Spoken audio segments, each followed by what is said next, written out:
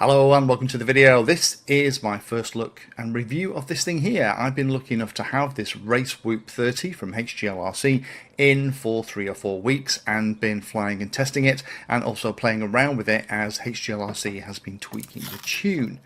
Now HGLRC are a little bit different from a lot of the other manufacturers that you tend to see on channels like mine and others in that they are trying different stuff rather than the same kind of, bottom plate with arms, top plate, some standoffs so you can put your electronics inside for multi-rotor builds. If you look at what they're doing with things like the Recon FPV brand with Dave C, you can see that they're not afraid to innovate and try something a bit wacky. Now this looks at first glance like a lot of other models like this that I've looked at already on the channel.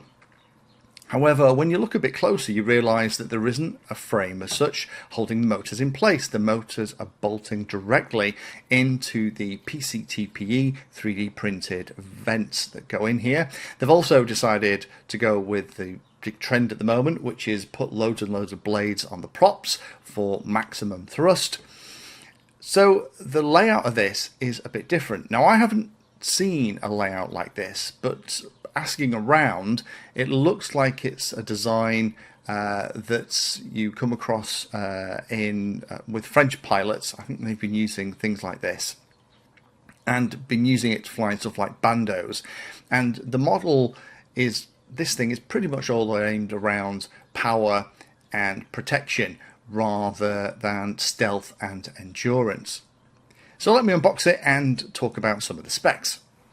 So standard HGLRC box. Again, this is the HGLRC RaceWhoop30. This is a 3-inch prop model with the Cadix Rattle 2 inside and also the Zeus 350 milliwatt VTX as well.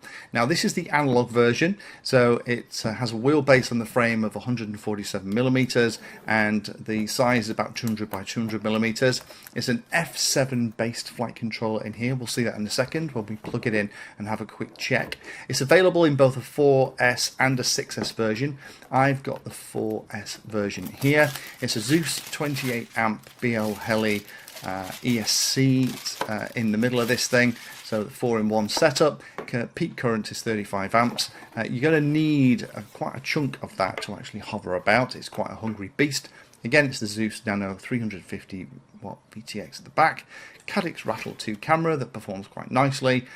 Aeolus, again, not sure how you say that, 2105.5 3600 kV motors with these 5-bladed props, and I do love the way that they've actually put the little connector on here for the flight controller, so it's really easy to plug it into Betaflight to check how it's all put together.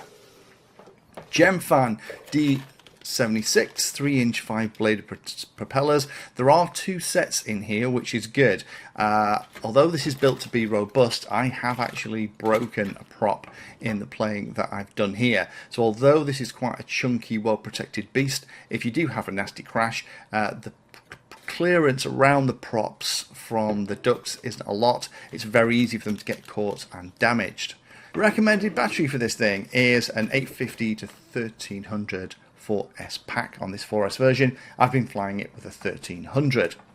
One of the things you might have spotted is that it is really designed here to have that action camera at the front. Although there isn't the supports for that, it is a standard mount and there is the bolt and the screw to put it together. So you can mount your own action camera here at the front, and the really cute decision of actually mounting the battery across the model rather than front to back means that you can put a 1300 battery on here really easily and also still have loads of room for the camera at a reasonable angle as well. In terms of the Betaflight setup, I'm not going to labour this. I do this in every video. The DUMP and DIFF are available down below. This is the setup as it originally came out of the box. So let me just switch over to what it looks like on the latest tune that I'm actually flying now that will be on the production units. This is how it is set up for the tune and the rates. Again, DUMP and DIFF are below if you want to have a full look. Now the first thing you notice when you actually have a test hover with this little thing is the sheer amount of noise that it generates. It sounds like 4 little EDFs running rather than a regular quadcopter, and that's thanks to those multi-bladed props enclosed in those quite deep ducts. And hopefully you can get a sense of the noise that comes off this thing. I potentially wouldn't fly this in some of my regular flying spots just because of the attention that it would draw to itself. The other thing as well that I've noticed is that it has to kind of take off from your transmitter bag at the field because the props are so low down. Any long grass, it'll immediately act as a lawnmower as soon as you arm the quad and take off. So just be aware of that as well. You ideally want to sit it on something when you fly at the field. So let's very quickly talk about flying at the field. What's it like to fly? Well, that weight is something that you can feel as you fly around. The tune is very nice. It can easily hover and fly at 25% throttle without an action camera installed, but there is tons and tons of power in here for something like an action camera. However, the average amp draw on this is pretty high, as you can probably see from this DVR footage, so it's going to eat your battery pretty quick. This model is definitely designed for power and robust resilience in the event of a crash rather than endurance or stealth. So this is a really interesting design from HGLRC, where the frame itself is only 2 pieces of carbon fibre at the top and bottom with 4 bolts that go through these 3D printed ducts that are actually where the motors bolt into. It means that all the electronics are hidden away and it's quite well protected. I do like the fact that they've given us a full set of spares in the box. That extra weight, particularly if you've got something like an action camera and the battery on it as well, if you do have a crash, then you will break something. So having the spare props in the package is a great idea. I'm a real big fan of the fact that even though everything is all buttoned up like this and built to take punishment, they've taken the effort to put the USB port at the top. Such a great idea, and makes it much easier to get in there to change things, tweak stuff, change the settings, upgrade Betaflight. There's good routing of the antennas for the receiver, and there's also some thoughts about mounting crossfire antennas too. So 2 big ticks in that side of the list. Love the horizontal battery mount, great for making room for the action camera. I wish more manufacturers thought about doing it this way. Too many have short top decks that mean that you can't put the bigger batteries on there for longer flights. You've got to try and sling them underneath, and lots of modern quadcopters aren't designed for batteries underneath. There are too many kind of bolt heads and things that stuck out that's going to destroy your battery if you have a nasty landing. Power on this thing is very impressive. Even on this 4S model, I imagine the 6S is going to be an absolute beast.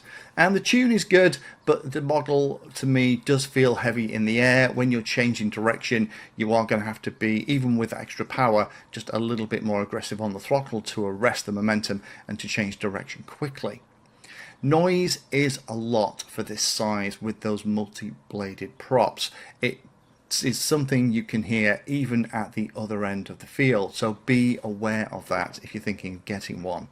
And the endurance is less than other models in this class, thanks to those 5-bladed props which are power hungry and that extra little bit of weight. Couple of things to be aware of with this. There's no adjustments for the camera, it's fixed, which is a little bit of a shame. It does mean the camera is exceptionally well protected, but it would be nice to have the option to mount the camera a little bit flatter or a little bit more steeply, particularly if you're learning to fly and you're not going to be flying it like you stole it. There isn't any adjustment for the VTX antenna. The VTX antenna is kind of stuck here at the back, hidden away behind the 2 ducts. In the flying that I've done here, it's worked fine, but and I guess it's very safe as well. It actually isn't going to get ripped off, but it also isn't protruding an awful lot, so this isn't that kind of long-range explorer either. The ducts are made from a flexible, tough printed PCTPE material. One of mine was out of round as I took it out of the box, so I've had this issue with other styles of this model where the surrounds are 3D printed. You have to make sure before you arm the quad that it hasn't got squashed when you've had it in the boot of the car or your backpack or whatever, so that when you start it, the prop's going to be catching. No GPS on this thing, so no return to home, altitude, speed, or any of that goodness. This is just made for flying around quickly and taking the punishment. And the only other thing I'll mention is it would have been nice if there'd have been a D-shot beeper in this. If you are flying it around, because the weight, it does tend to squash whatever grass it lands in, and it can start to disappear. Now there is the D-shot buzzer on here, which is very welcome, but I think these days, you know, there's enough little buzzers on the market. It should be something that's included in here to give you an extra chance of finding it if you have a problem and it crashes. So props to HGLRC for trying something a little bit different. This isn't my cup of tea. I think you've probably already gathered that from this. This is a little bit too heavy. It's a little bit too chunky. I would prefer something that's a little bit more elegant, something like the Recon brand and the other models from HGLRC are more up my street. But if you are looking for something that's very robust, that you don't mind about the weight and the shorter flight times or the noise, then this is a fun model to fly. Thank you for spending your time today watching that video. You can find me in all the usual places on social media, and if you're trying to learn about a subject, then check out the playlist. All of my videos are organized into easy to follow playlists that if you're trying to learn a topic will take you from the basics right the way through to some pretty advanced stuff.